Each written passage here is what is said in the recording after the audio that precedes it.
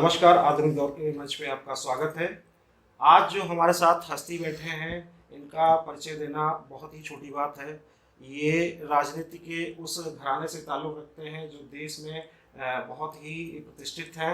आज हमारे साथ हैं नीरज सिंह जी, इनका स्वागत करते हैं। धन्यवाद जी। नीरज जी, सबसे पहले तो बात आती है कि हमारा देश युवाओं का देश है और ऐसे देश में आप आज एक यूथ आइकन बन गए हैं। आपको लाखों युवा लोग पसंद करते हैं, एक पार्टी के तौर पे भी और व्यक्तिगत तौर पे भी आप बहुत पसंद किए जाते हैं देश में।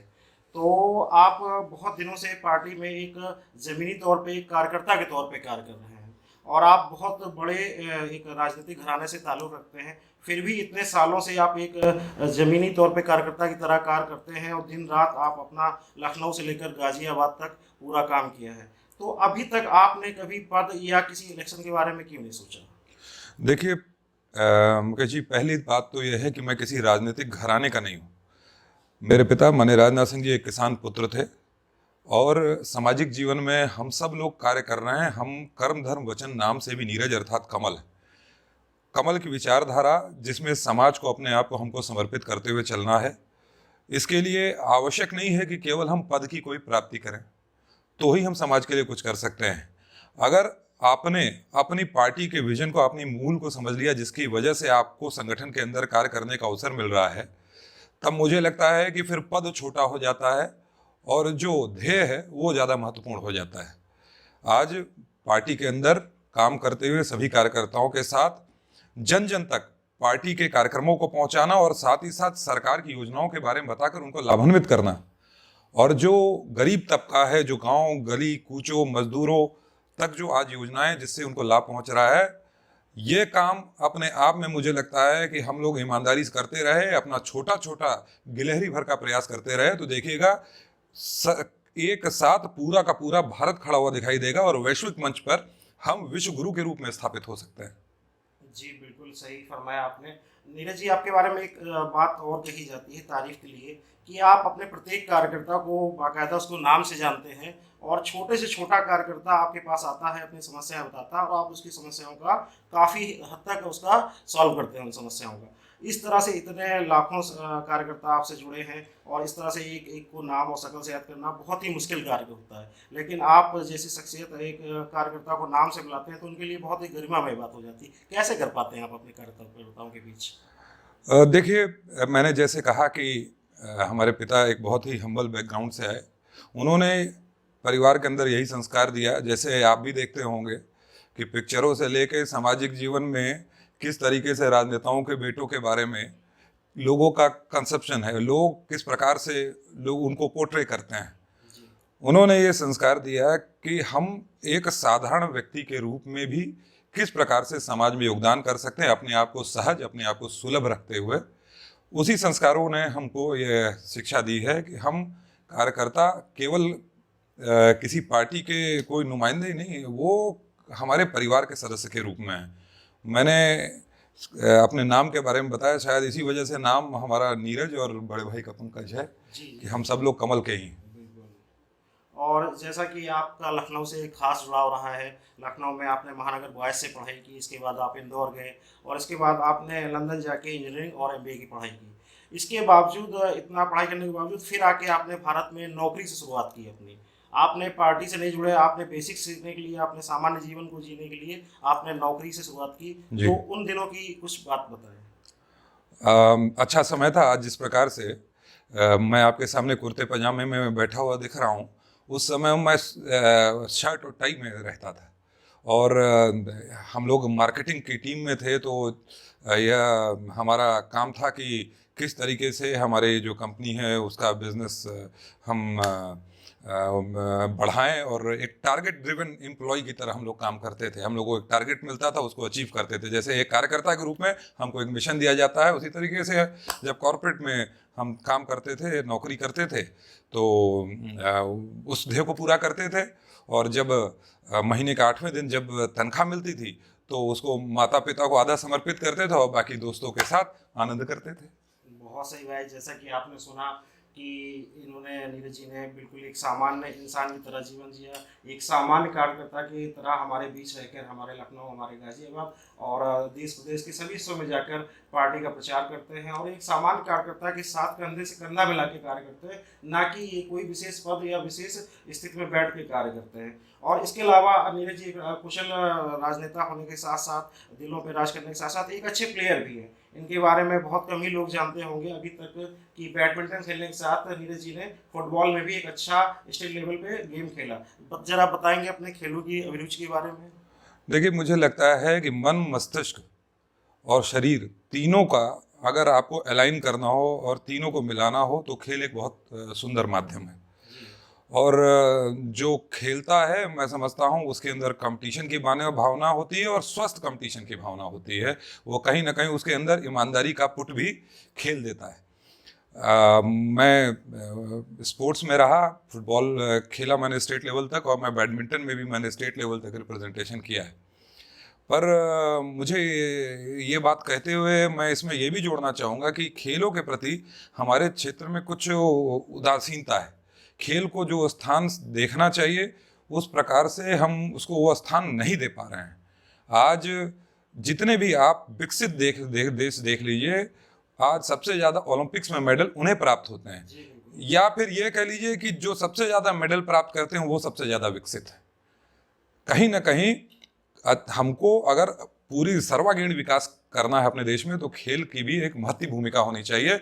और मुझे दुख होता है, मैं आज ही एक लखनऊ के एक स्टेडियम में गया और मैंने वो वीडियो भी किया है, मैं खेल निदेशालय के अधिकारियों तक और साथ ही साथ मैं जो आवास विकास जिन्होंने उस स्टेडियम को बनाया उन तक वो वीडियो भी पहुंचाऊंगा।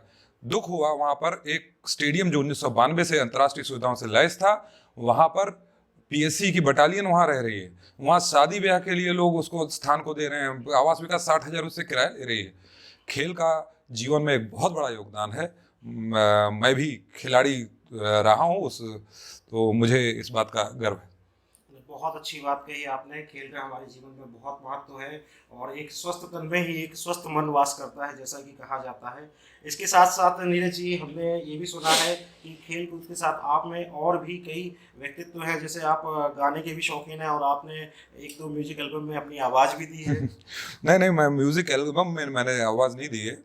मैं बेटी बचाओ बेटी पढ़ाओ एक मिशन प्रधानमंत्री जी ने चलाया था, उसमें पश्चिमी क्षेत्र की क्षेत्रीय संयोजिका रूबी अग्रवाल जी ने, उन्होंने ये विचार दिया कि क्यों ना हम एक चलचित्र बनाएं और उसका हम डिस्ट्रीब्यूशन करें, उसको हम सर्कुलेट करें, जिससे ज़्यादा से ज़्यादा लोग बेटी बचाओ बेटी पढ़ाओ अभियान से जुड़ सके। और तो मैंने भी उनसे कहा ये बहुत सुंदर प्रयोजन है, प्रधानमंत्री का सुंदर प्रयास है। जैसे हम लोग स्वच्छता अभियान से जुड़े, उसी तरीके से सामाजिक सरोकारों से जुड़ा हुआ ये भी एक अभियान था। तो मैंने कहा कि कभी हमारा भी गाने का शौक़ था, पहले अपने रिश्तेदारों के सामने, अपने परिवार के सामने गाते थे।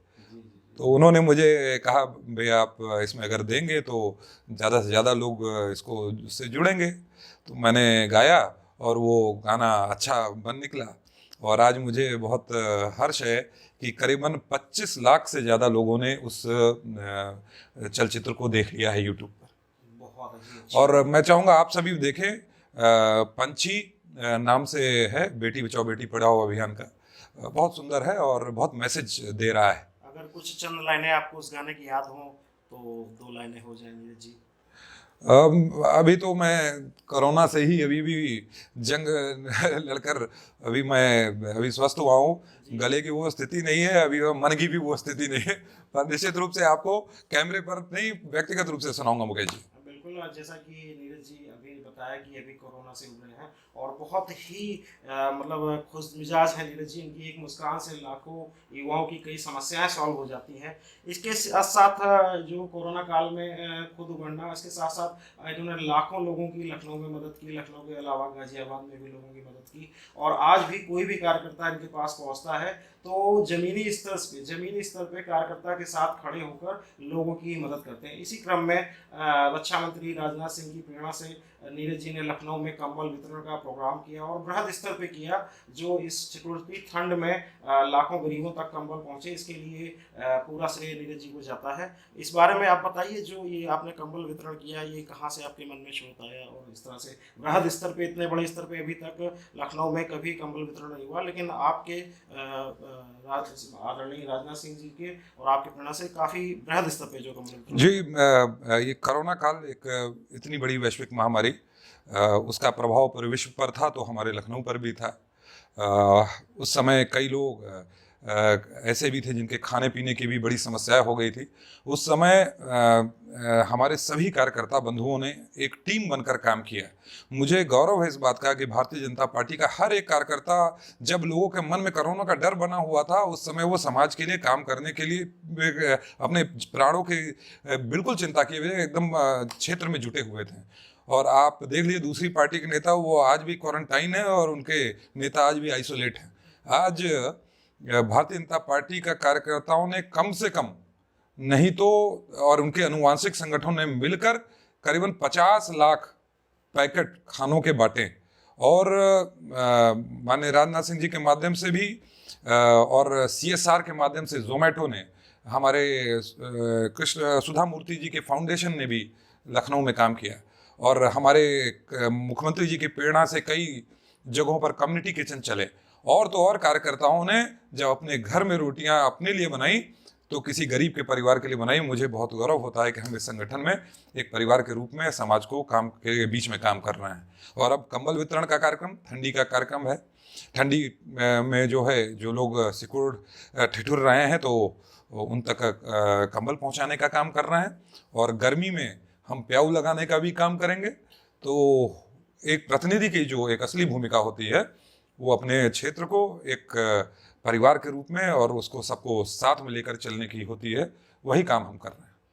बहुत खूब आपने कहा कि एक प्रतिनिधि की असली काबिलियत उसको परिवार को साथ लेने की, चलने की होती है। परिवार से याद आया कि आप अपने धर्म और अपनी भाषा के प्रति बहुत ही लगाव रखते हैं, और इसी क्रम में आपने संस्कृत भाषा को बहुत ही अच्छे से मतलब किया है, और अपनी बेटियों को भी संस्कृत भाषा सिखा रहे हैं। आपकी बेटियां संस्कृत भाषा के 200 से 300 श्लोक उनके मौखिक याद हैं, तो इसके बारे में आप क्या कहना चाहेंगे? देखिए, संस्कृत एक ऐसी भाषा है, विश्व की सबसे पुरानी भाषा, और उस जो संस्कृत बोलने वाला होगा, आपने देखा होगा, चाहे वो संस्कृत बोलने वाला तिरुपति के मंदिर का हो, चाहे वैष्णो देवी के मंदिर का, उसका उच्चारण एक प्रकार का होता है। जबकि इंग्लिश बोलने वाला, चाहे साउथ इंडियन हो या फिर नॉर्थ इंडियन हो, उसके डायलेक्ट में एक्सेंट अलग होगा, उसका डायलेक्ट अलग होगा।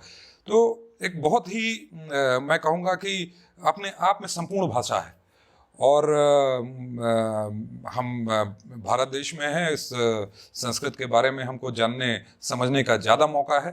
तो मैंने अपने बेटियों को भी प्रयास किया है कि वो सीख सकें। आज अच्छा लगता है जब भागवत के 17 अध्यायों में से 3 अध्यायों का उन्होंने पूरा अध्ययन कर लिया है, और अभी तो छोटे हैं, 7 वर्ष की 8 वर्ष के हैं।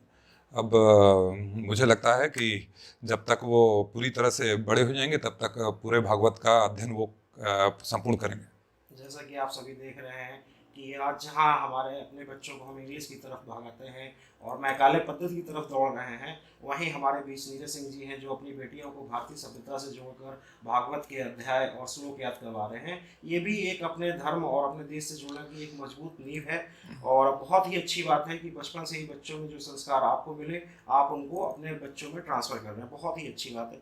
इसके साथ जो नीरज जी, अभी 26 जनवरी को लाल किले की प्राचीर पर जो घटना हुई है, उससे पूरा देश आहत है। जो किसानों ने और खालिस्तान के नाम पर जो कुछ एक व्यक्तियों ने घटनाएं की, वहाँ भारत का झंडा नीचे उतारकर अपना झंडा लगाया, इस बारे में आप क्या कहेंगे कि ये घटना किस तरह से मतलब देश देख रहा है, और भारतीय जनता पार्टी जो ये आंदोलन कर रहे हैं किसान, इनके प्रति क्या रवैया अपनाने जा रही है? देखिए, वो किसान नहीं, वो उपद्रवी जो लाल किले की प्राचीर पर दूसरा झंडा फहराते हैं, मैं उनको आतंकवादी तक की संज्ञा देता हूँ। वो किसान नहीं हो सकते।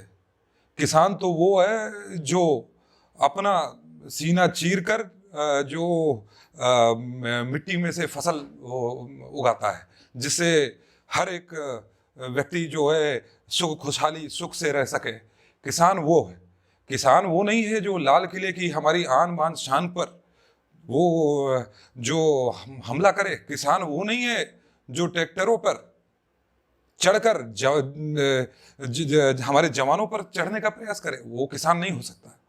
मुझे लगता है कि सरकार को बिना देर किए बहुत कठोर कदम उठाकर ऐसे लोगों पर कार्रवाई करनी चाहिए, और हर एक भारतीय जो तिरंगे के प्रति सम्मान रखता होगा, लाल किले की प्राचीर के प्रति सम्मान रखता होगा, वो उसकी यही मंशा होगी कि सरकार उन पर कठोर से कठोर कार्रवाई करे।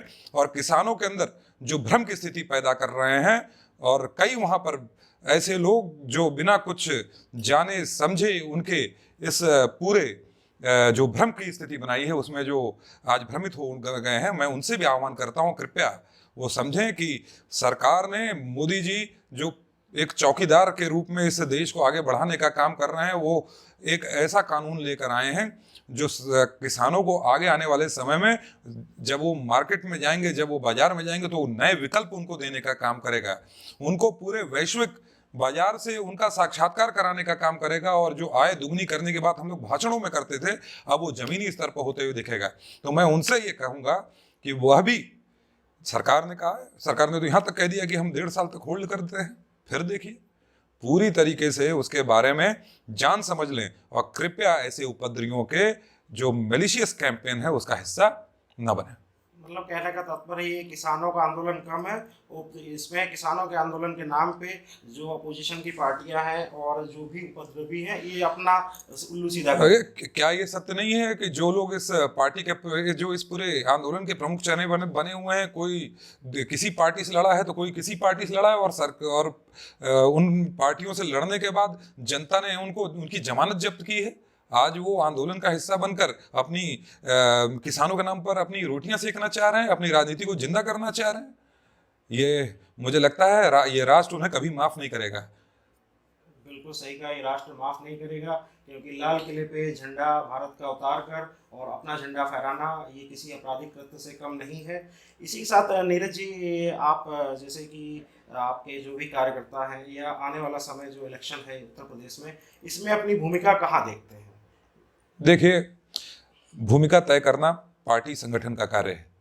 हमारा काम केवल और केवल संगठन द्वारा दिए गए दिशा निर्देश, सरकार के द्वारा दिए गए जो कार्य योजना है, उनको जनता तक पहुंचाने का काम करना है।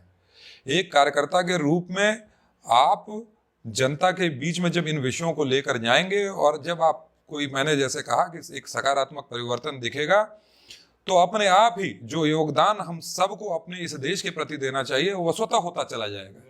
और मैं यही सभी युवा से कहूँगा कि युवा साथी भी जो है इस बात को समझें कि राजनीति केवल सत्ता बनाने का साधन नहीं है, राजनीति समाज बनाने का साधन है। तो उसको उसी रूप में लें, और हमेशा पद की प्राप्ति की लालसा करना। मैं तो आज भी फेसबुक पर बहुत सम्मान के साथ अपने को प्राथमिक सदस्य भाजपा लिखता हूँ, बिल्कुल। और मैं मेरे लिए यही गौरव की बात है कि मुझे अपने संगठन के नाम से और संगठन की पहचान से मुझे पहचाना जाए। बहुत सही कहा कि बिल्कुल प्राथमिक सदस्य बनकर जिस तरह से आप जन भावना में सेवा भाव पैदा कर रहे हैं, ये बहुत ही सराहनीय है और ये प्रेरणा स्रोत है। और जैसा कि नीरज जी, हर एक इंसान के जीवन में कोई ना कोई व्यक्ति प्रेरणा स्रोत बनकर आता है। हम यहाँ जानना चाहेंगे आपके जीवन में कौन वो व्यक्ति है जो आपका प्रेरणा स्रोत है? देखिए, मैं थ्योरी में नहीं, मैं प्रैक्टिकल में बिलीव करता हूँ।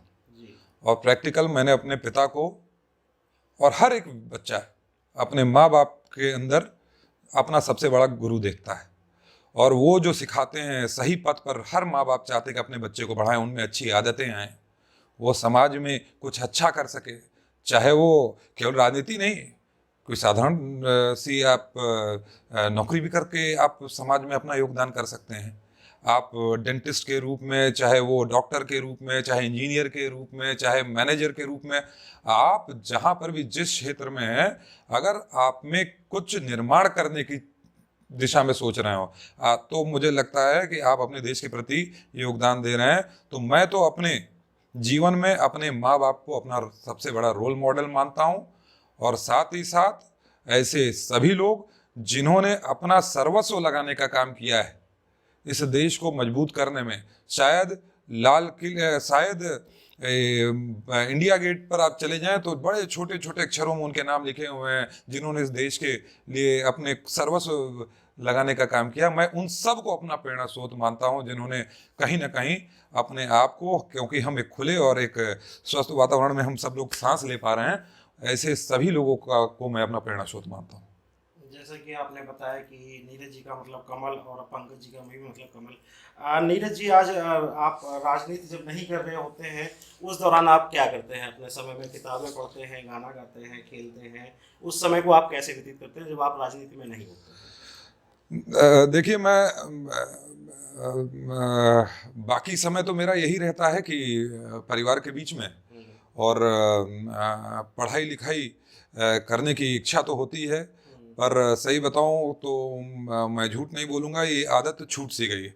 पर जो लोग मुझे कृपया सुन पा रहे हैं, कृपया पुस्तकों से अपना नाता कभी ख़त्म मत करिएगा, क्योंकि पुस्तक जो है आपके सबसे बड़े मित्र होते हैं। वही आपको जो है सही दिशा दिखाने का और साथ ही साथ सही तथ्य जानने का एक बहुत बड़ा माध्यम होते हैं। वो आपको आपके गौरवमयी इतिहास के साथ साथ आपके उज्जवल भविष्य की तरफ भी अग्रसित करने का काम करते हैं। आज मैं थोड़ी व्यस्तताओं के कारण नहीं पढ़ पाता हूँ, पर मेरा जरूर प्रयास रहता है कि मौका मिले तो एक दो पन्ने ही, पर ये शायद आदत छूट गई है। पर नया वर्ष चालू हुआ अंग्रेजी, मैं चाहूँगा कि ये अच्छी आदत मैं अपने अंदर डाल सकूं, और जीवन सीखने का काम है, शायद मैं जो आदत ये छूट गई है उसको वापस सीख सकूं। सही कहा, books are good friend of us. और इसी के साथ आपकी एक आदत और पता चली कि आप खाने पीने के भी थोड़े बहुत शौकीन हैं, और इसमें शायद आप बाटी चोखा बहुत पसंद करते हैं। जी जी जी, बिल्कुल। सस्ता, मंदा और टिकाऊ ये भोजन बाटी चोखा है। और मुझे लगता है कि पूर्वांचल की मिट्टी से जो लोग भी जुड़े हुए हैं, उनके लिए बाटी चोखा जो है वही उनका सबसे बड़ा व्यंजन है। मैं शाकाहारी हूँ, मांसाहारी नहीं हूँ। और तो प्रयास ये है कि लखनऊ में है तो चौक की चाट से लेकर राजा की ठंडई तक, और बाकी बाटी चोखा तो है ही, सभी का मैं आनंद उठाता हूँ। इसके साथ मीठे में आप रसमलाई भी पसंद करते हैं? जी जी जी जी जी, हाँ हाँ, बिल्कुल बिल्कुल। मैं तो सभी लोग जो बाहर से यहाँ टूरिज्म के लिए आते हैं या टूरिस्ट के लिए आते हैं, लखनऊ की जब चिकनकारी देखिए तो यहाँ की रसमलाई भी, और साथ में वाजपेयी की पूड़ी और शर्मा की चाय जरूर पी के जाइए। बिल्कुल बिल्कुल। जब आप लखनऊ में रहते हैं, दिल्ली में रहते हैं या गाजियाबाद में, तो सबसे ज़्यादा आपको जो अपनापन, या जो ऐसे तो हर जगह आपको अपना तीनोंपन पड़ता है, लेकिन सबसे ज़्यादा खुशी आपको कहाँ रहने पे होती तीनों जगह में? मेरी देखिए शिक्षा दीक्षा लखनऊ में ही हुई है। वैसे तो सभी जगह जहाँ आपको स्नेह मिले, जहाँ आपको सम्मान मिले, आप उसी जगह रहना चाहते हैं। पर मैं इस मामले में अपने आप को सौभाग्यशाली समझता हूँ कि लोगों का बहुत स्नेह मिलता है। शायद ही मेरा कोई मैं किसी के साथ बैर भाव रखता हूँ, या शायद कोई मेरे से बैर भाव रखता हो, नहीं तो सभी से बहुत स्नेह और सम्मान मिलता रहता है। पर लखनऊ में ही शिक्षा दीक्षा हुई, और सारे पुराने मित्र और सभी रिश्तेदार नातेदार भी लखनऊ में ही हैं, तो जाहिर सी बात है थोड़ा सा लखनऊ को मैं बाकी सबसे एज देता हूँ। बहुत सही। लखनऊ हमारे दिल में बसता है और हम लखनऊ में बसते हैं। और नीरज जी, इसी के साथ एक चीज़ पूछना चाहेंगे कि जैसे भी आज हमारी पार्टी से लोग जुड़ते चले जा रहे हैं, बहुत सारे लोग जुड़ रहे हैं, और बीजेपी पार्टी से एक बहुत बृहद पार्टी हो गई है। इसमें मतलब कार्यकर्ता आज भी हम देखते हैं कई बार कि हर किसी को एक पद की प्यास होती है, मतलब हर आदमी चाहता है कि उसको पद मिले और ये हो, लेकिन वो एक बेसिक कार्यकर्ता के तौर पे कार्य करने में बहुत से कार्यकर्ता ऐसे जो सक्षम नहीं हो पाते हैं। वो नेताओं के पास रहते हैं, वो जमीनी स्तर पे पब्लिक में नाकाम करके वो नेताओं, आपने भी कई बार अपने भाषणों में अपने व्यक्तिगत में कहा कि हमसे जब भी मिलने आइए, कोई मुद्दा लेके आइए या कोई विशेष कार्य लेके आइए जो समाज से जुड़ा हो। ऐसे में उन लोगों के लिए क्या कहना चाहेंगे जो नेताओं के आगे पीछे घूमकर जनमानस की समस्याओं को दरकिनार कर देते हैं? मैं सभी कार्यकर्ता बंधु से यही आग्रह करता हूँ, बार बार, कई बार मैंने देखा है कि वो जाते हैं कहीं राजनेताओं के पास, कहते हैं दर्शन करने चला आया हूँ, या फिर यह कहते हैं कि बस आपका सम्मान करने चला आया हूँ। बिल्कुल आप यह काम करें, क्योंकि वो आपके संगठन के बड़े पदाधिकारी हैं, उनका यह काम तो करना चाहिए, पर जब भी जाइए तो अपनी ऊर्जा को संचित करने का भी काम करना चाहिए। जब भी जाइए उस ऊर्जा को सकारात्मक दिशा में संचित करके लगाने का काम करिए। आप जाइए, अगर कोई जनप्रतिनिधि चुना हुआ है तो उससे अपने क्षेत्र की समस्याओं को लेकर जाइए। इससे आपका भी मान बढ़ेगा और सही में जो आपकी भूमिका है उसका भी आप निर्वहन करेंगे, और जनप्रतिनिधि को भी आपका सहयोग मिलेगा, जिससे वो आपके पार्टी संगठन के माध्यम से उस क्षेत्र का विकास कर सके, जिससे आपका भी मान सम्मान हो, जनप्रतिनिधि का भी, और जनप्रतिनिधि और आपके माध्यम से इस पार्टी का भी सम्मान हो और क्षेत्र का विकास हो। बिल्कुल, जन समस्याओं से जुड़े रहेंगे तो आप सभी के लिए सम्माननीय होंगे। नीरज जी, एक लाइन में बताएं, नीरज जी क्या है, एक लाइन में। नीरज जी आपके भाई हैं। नीरज जी जो एक साधारण व्यक्ति जो समाज में कुछ बड़ा करना चाहता है, कुछ ऐसा जिससे जब वो अंतिम सांस ले तो व्यक्ति उसे सम्मान से याद करें, उसका नाम प्रेम से लें, और इसी उद्देश्य के साथ हम लोग काम करते हैं। और अपना जो भी जीवन हो वो इस देश के प्रति, इस मिट्टी के प्रति काम आ सके, इसी सपने के साथ मैं तो जीता हूँ। और ज़्यादा अपेक्षा नहीं, परमपिता परमेश्वर का ये आशीर्वाद है। मनुष्य जो है अपेक्षाओं का भंडार है, पर ईश्वर ने शायद अपने कुछ कृपा की हुई है। तो बस आप सबका स्नेह बना रहे, आप सबका प्यार मिलता रहे, यही सबसे बड़ी मेरी पूंजी है। जैसा कि आप सभी जानते हैं कि बड़ा व्यक्ति वही होता है जो अपने साथ बैठे व्यक्ति को कभी छोटा महसूस ना होने दे और हमेशा उसके बराबर बैठ के बड़े कार्य करें। ऐसे ही हमारे नीरज सिंह जी हैं, कभी किसी को उन्होंने अपने साथ बैठ के छोटा महसूस नहीं होने दिया। छोटे कार्यकर्ता से लेकर विशिष्ट अतिथि तक का उन्होंने दिल से स्वागत किया, और आज हमारे करोड़ों दिलों के युवा सम्राट हैं नीरज जी। और बहुत अच्छा लगा आपका मंच पे आके, बहुत